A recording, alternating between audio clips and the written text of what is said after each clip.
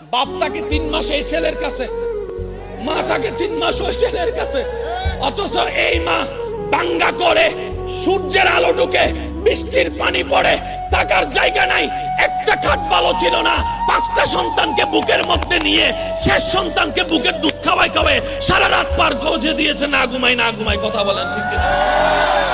একজন মা 6টা সন্তান রাখতে পারছে, 6টা ছেলে, একটা মা রাখতে পারে না, একটা মা রাখতে পারে না। এর চেয়ে বড় অবাক আমরা কি হতে পারি? আল্লাহ যে গজব দিয়ে ধ্বংস করে দেয় নাই আমাদেরকে, এটা আগে শুকরিয়া করতে হবে, শুকরিয়া করতে হবে। কথা বলেন ঠিক কিনা? আল্লাহ পাক আমাদের সবাইকে বুঝার তৌফিক দান করুক। আমার আওয়াজ শুনছেন, এমন কোন সন্তান যদি থাকেন মাকে বাগবটরার মধ্যে লাগাই দিয়েছেন, আমার যদি কথা শুনছেন, এমন যদি আমার ভাই বোন যদি থাকেন মা বাবার সেবা করার সুযোগ ছিল, কোন রাগ করে করতে পারেন নাই, আমার দিকে তাকাই হলো, আমি ভাইয়ের কথা রাখার জন্য হলো, মায়ের পায়ে ধরে ক্ষমা চাওয়া শুরু করেন, বাবার পা ধরে ক্ষমা চাওয়া শুরু করেন।